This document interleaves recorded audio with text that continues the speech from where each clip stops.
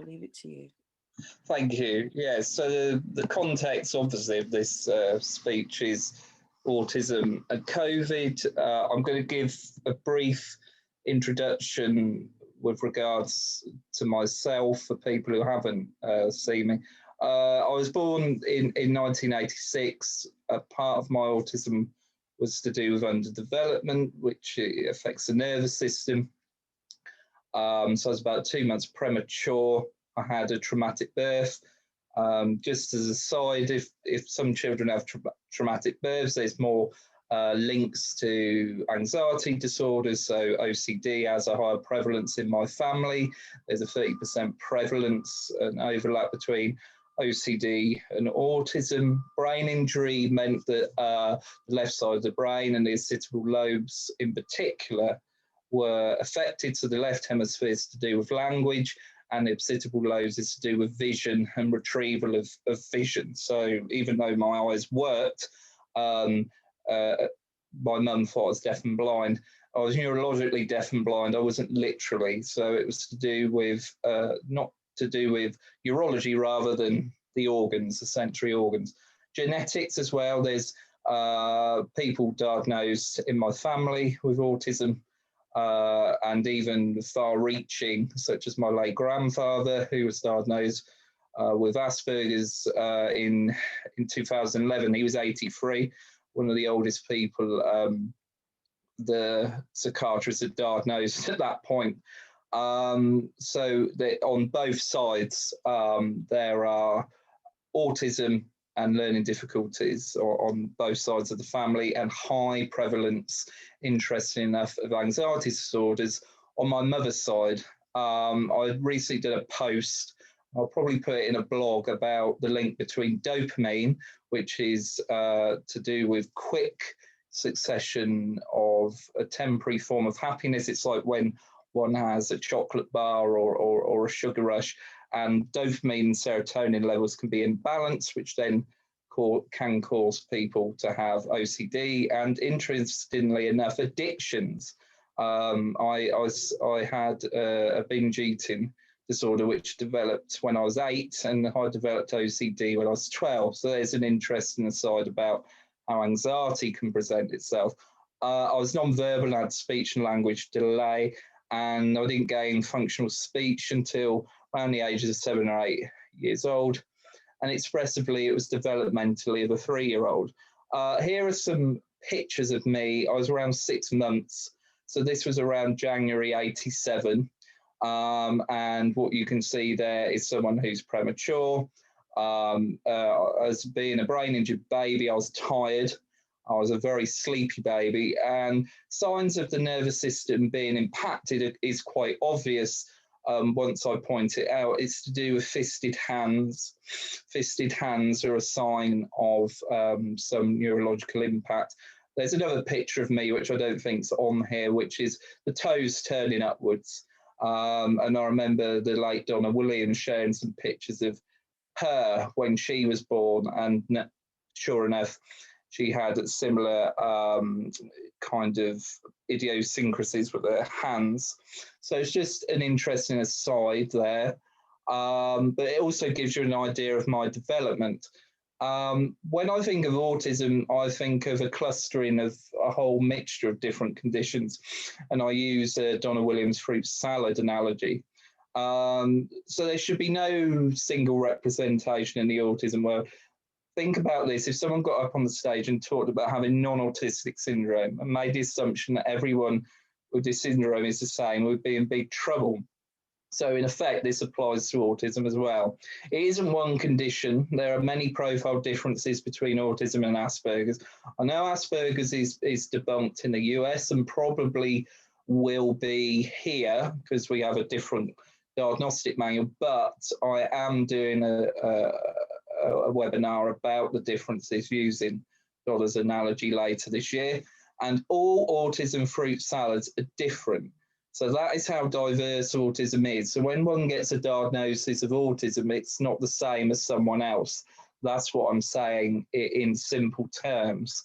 So when we look at COVID, and we look at the whole array of information that's going on on the television, on the news, on the radio, you can see the challenges that someone could have if they struggle with information processing.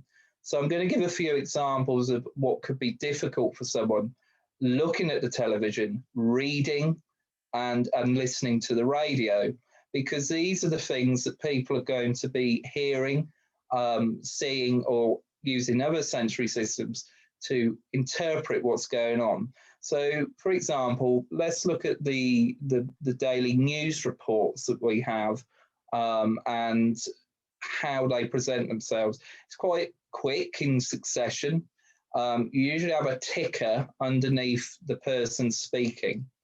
And if you've got problems with, let's say, language processing, so you're looking at the screen and you may be only picking up intermittently keywords. You could be meaning deaf, so that could mean that you may be only picking up 50, 40, maybe 30% of meaning on the screen. You may have additional learning difficulties, so agnosias in perception.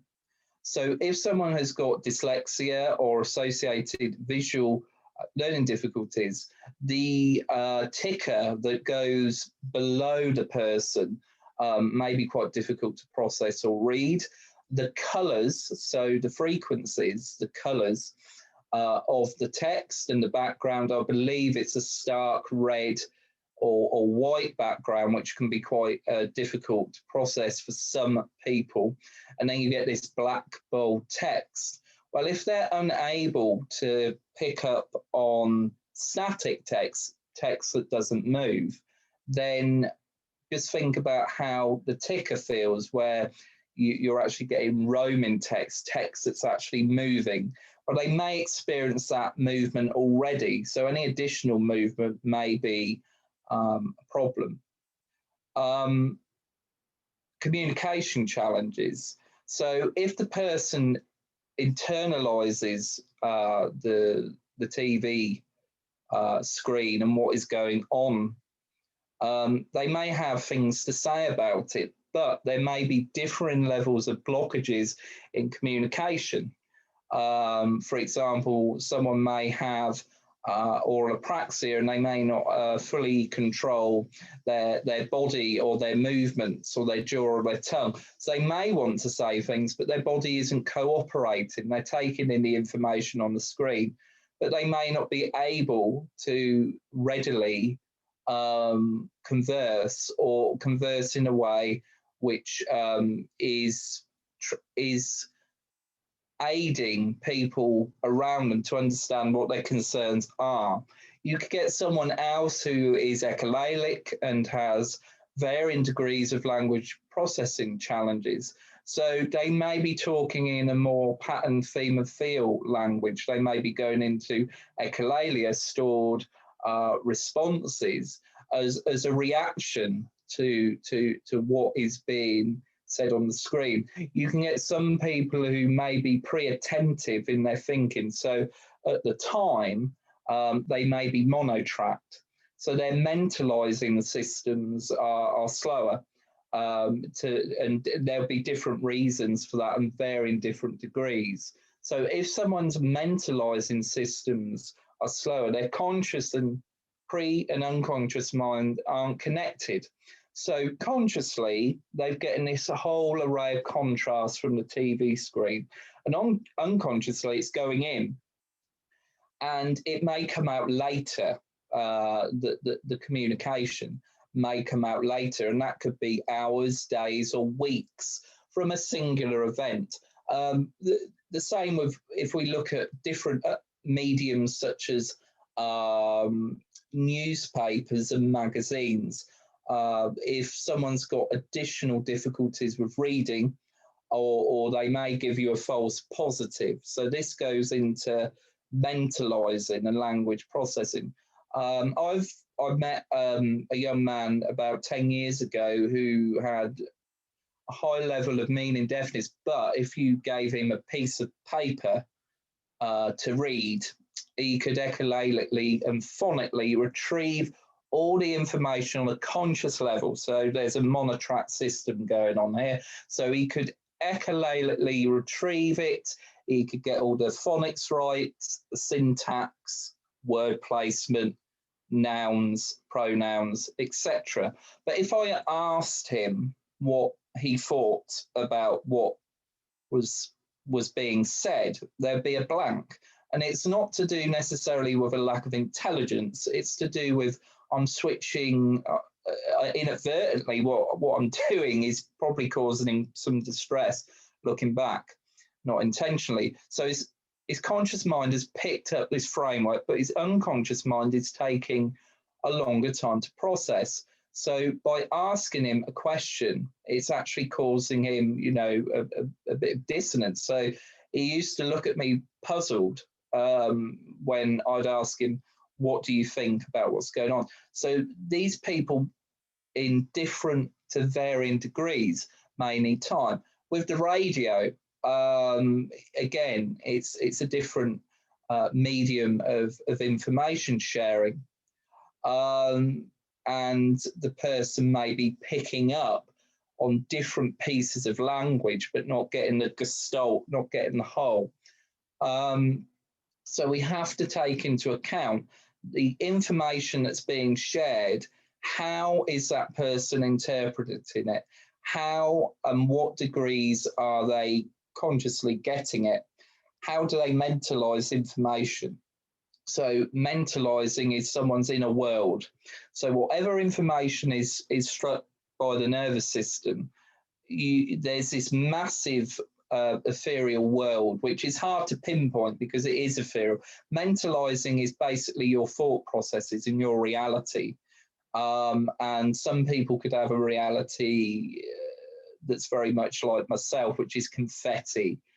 It just comes in bursts like fireworks. There's no obvious structure, where you can get some people on the spectrum who are quite conscientious and logical and literal and structured. So maybe you could work with the abilities within the mentalizing systems. You could ask people, depending on what their communication style is, to express themselves in what their worries are.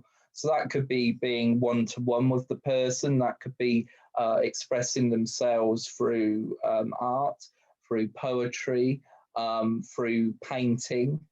You could do things that you know may actually aid information processing. So that could be things as simple as going for a walk, because the walking on a basic level stimulates neurotransmitters, which stimulate hormones and serotonin, and then that aids with actually mood and anxiety. For some people, it depends how their anxiety presents itself. So we've got a whole load of primary factors, which are, how is this information about COVID being received? So that's the primary thing. The secondary thing is being person-centered, so the receiver of the information. And then the third thing is, how do we go about making people able to access this in a meaningful way? So autism and mental health conditions kind of go hand in hand. And considering the anxiety around COVID for so many reasons, it would make sense that people in the household may be quite naturally be getting more anxious because of the current situation. And this situation has been going on for a long time, and it's not going to, I have to say, it's not going to end anytime soon either.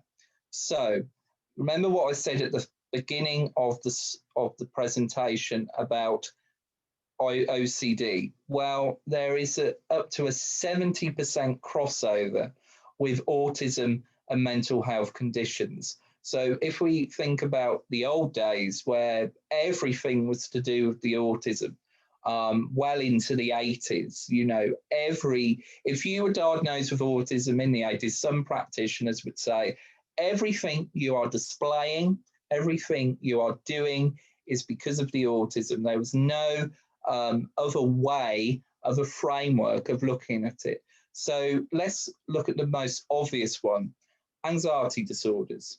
So anxiety can present itself in many different ways. I imagine people who are predisposed to anxiety at this point may have a spike in presentation and intensity because of what is going on in the world currently. OCD could manifest itself in varying different ways. And OCD is about trying to retrieve control in the most basic form. So ritualistic behaviors, counting, doing things in a certain way at a certain time to get this relief. So hopefully when the process is finished, you get this temporary relief.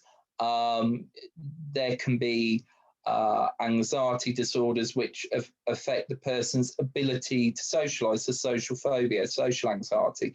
And if we think about the differences in how we interact currently, it's quite distant, it's quite cold. You can't embrace, you can't touch. Masks could be quite confusing for people because of context.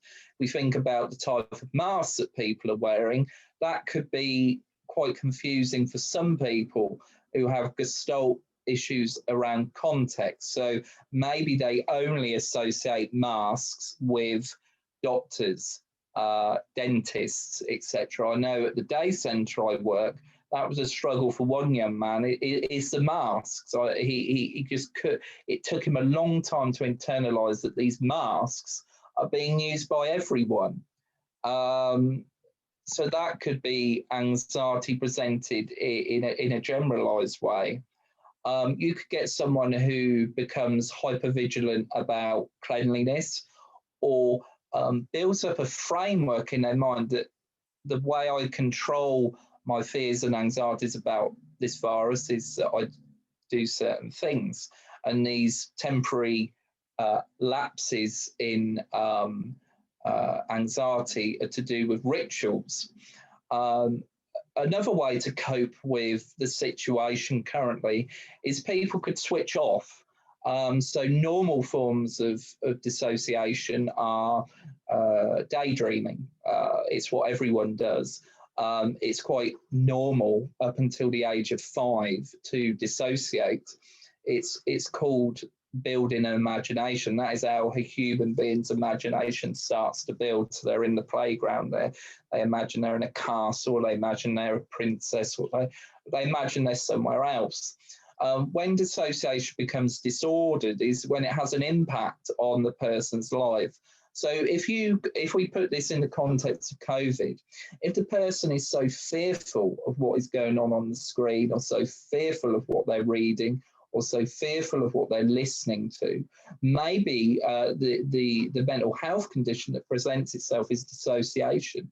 So this depersonalization is to dissociate from yourself, and derealization is to dissociate from the environment around you. You can get what's called a dissociative fugue or a dissociative amnesia, where you have temporary lapses in memory. So there can be large pockets of memory that is unretrievable because the person is protecting themselves. I think another thing that can happen through association, and indirect association, is possibly PTSD. People usually associate PTSD with very obviously intense things, but let's think about how someone can internalize what they're hearing and seeing on the screen. It could cause a PTSD-like or be primarily PTSD because of what they're hearing, because the information is too overwhelming, or the fact that they're only getting bits of the information, or the fact that they're unable to mentalize in a coherent way. Impulse control. So impulsive behaviour can manifest in different ways. So, for example, if the impulse control is related to anxiety, the volume may be turned up. So they may be doing things that they did do, but the presentation may be more amplified, such as dermatomania, where one picks their skin unconsciously. It's an unconscious act. Picking their skin, picking their scabs, picking their teeth, picking their nose, picking their nails. It can be anywhere. And when the person's doing it, they're not aware, hence impulse control. Impulse control can come in other ways, such as eating or other things. So these negative biases may be happening because of the information that's being supplied. In other words, it's a reaction to the information. ADD or ADHD would certainly heighten things as well. And also, just worth a mention, anybody with Tourette's or tics, tic disorders may be actually heightened and may present themselves differently or with more intensity. And I remember speaking to a friend of mine, Rosie King, who's got Tourette's, and she eloquently describes how stress heightens tics and actually creates an ego dystonic reaction with tics. So ego dystonic means against self. So this is causing the person great distress, great annoyance. And one could argue that a lot of these mental health conditions may create an ego dystonic reaction, which is I'm annoyed with this condition or these conditions and how they're having an impact on me because of the primary issue, which is COVID. Psychosis, so a breakdown of reality, could be a reaction to what is going on. So if someone's reality breaks down to whatever degree because of the stress or the pressure of hearing this information or knowing about people on a personal level which COVID has affected, you could understand that someone's health could deteriorate so much that they start maybe getting hallucinations to varying different degrees and various different senses. So we've got to be quite mindful of this, considering the prevalence of mental health conditions with autism and the primary situation, which is COVID. Maybe it is about being aware of the different types of conditions and how they present themselves. Attachment. Now, attachment is quite a complex thing. It's a very person-centered thing and can be quite subjective about what attachment is with one's primary caregivers. And initially in the 1940s to the 1950s, they thought autism was an attachment disorder, but it isn't. And that goes kind of against current thinking, quite obviously, because the models of autism have changed with each decade. So giving a hypothetical example, if someone is so worried about COVID and then they have their caregivers with them, so that could be their mum or dad or guardians or whomever, if there's already a predisposition or already a current cycle of say, codependency or dependent personality disorder, where they kind of live through their caregivers, so it's to do with a lack of autonomy, there may be some help in building autonomy and resilience is needed. Maybe there needs to be just a self-awareness that the cycle is going on. And I would be prudent to say that the judgment shouldn't be on the parents. Nobody gives one a rule book when one has a child.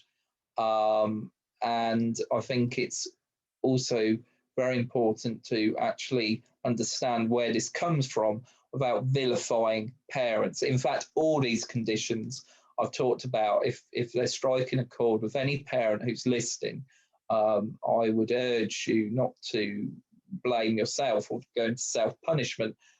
Just understand that this could be happening, some of the examples I've given you, and how to lessen and find strategies to do so. When we look at personality types, different personalities, we have about 4 to 6 of them, have different ways of understanding the world, internalizing the world. So again, the primary issue is COVID. So different drivers. Some people are more social than others. Some people are less social, so more asocial. Some people's personal preferences are completely different to what they consider a life to be in terms of family, friends, interaction, communication, lifestyle. And these drivers temper personhood and selfhood. So who you see yourself as. Now, there's a big difference between perceived self and actual self. So sadly, a lot of people live in the realm of perceived self, all the patterns of who they think they are. It's almost like a transgenerational thing. Your generational stream just builds up different ideas of what a human being should be. And regardless of which area you land, in this context, if one sees themselves in a certain way, it's going to temper how they react. So because of their drivers to the information they're being supplied with regards to COVID, communication styles may differ.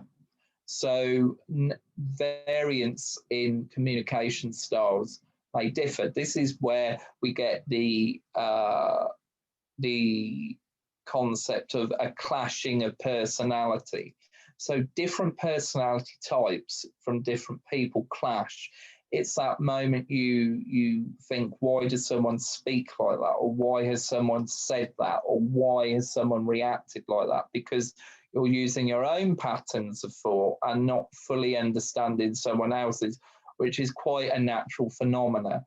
Because we're in this melting pot with COVID, maybe being in longer, maybe being around each other longer, it doesn't necessarily mean a lack of love, but there may be tolerance levels that are becoming stretched, which may be secondary to the mental health conditions that I've spoken about prior.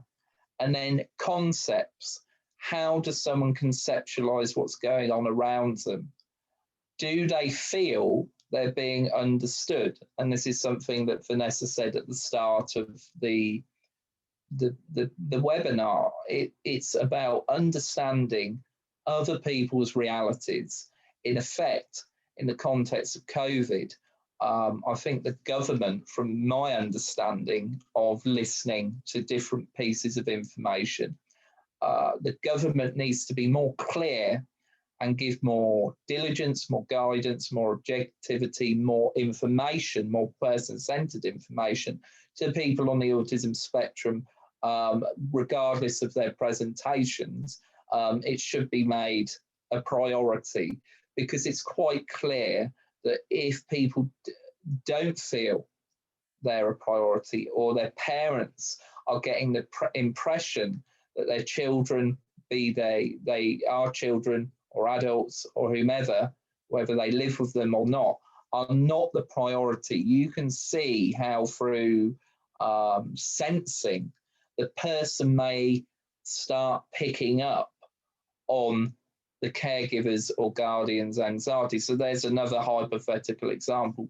The caregiver's anxiety is actually filtering in onto the other person. And then this causes this kind of snowball effect. So I would actually say on a personal point of view, yeah, the government probably needs to do more in this area in terms of communication and how one supplies communication in a more fluid and more nuanced way for different people. These are my books. Now, I think the books that are going to help in terms of communication, because this is quite a broad subject, COVID, and it's constantly evolving, is probably Life Through a Kaleidoscope, and the first book, which is about my life with autism. So those books are probably going to give you an idea, albeit from a personal perspective, about different levels of information processing, different levels of how someone mentalizes. So just quickly before I finish, if I go back to the slide about information processing, the whole aspect I want one to take with regards to COVID in this webinar is find out, whoever's listening, be it someone on the spectrum, parent, guardian, whatever, find out what your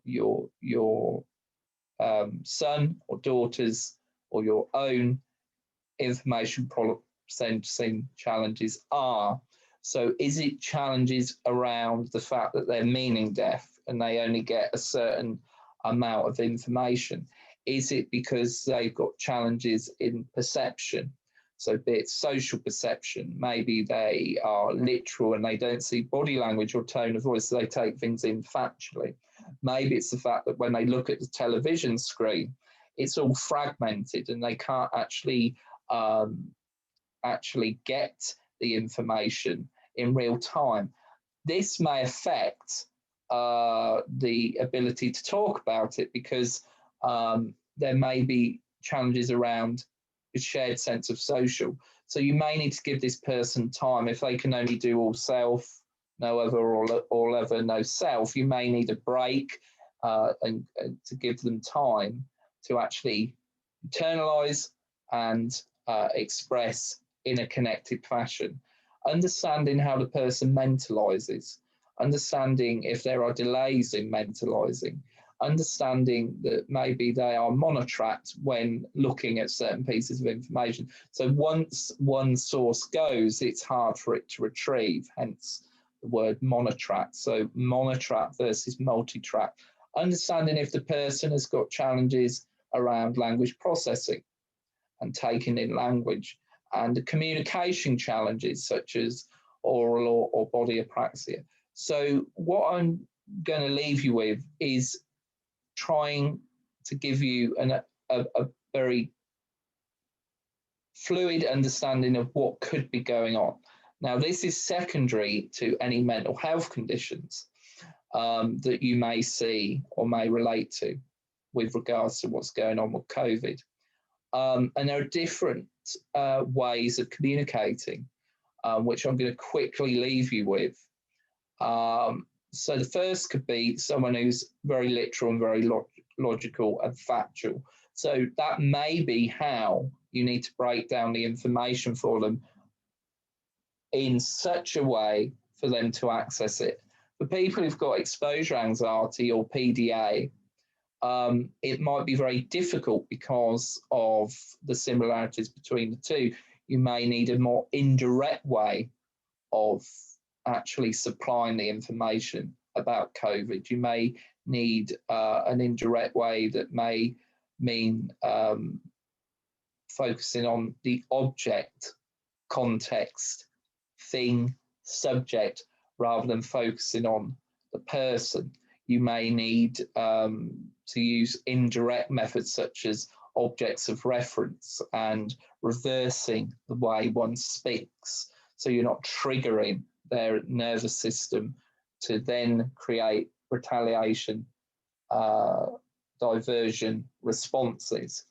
So when it comes to COVID, we've got to look at the person's fruit salad, the person's way of information retrieval, and then hopefully one can then build up strategies within their infrastructure to lessen mental health conditions and actually open up the person's ability to conceptualize, but at the same time, not be made anxious or ill by it. So it's almost trying to get the balance right by getting the information processing right, but also getting the information processing right at the same time, getting the balance on any secondary conditions which may be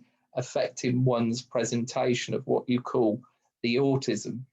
So I hope you've enjoyed the speech, the webinar. I'm going to stop sharing, pass over to Vanessa, and go on to questions.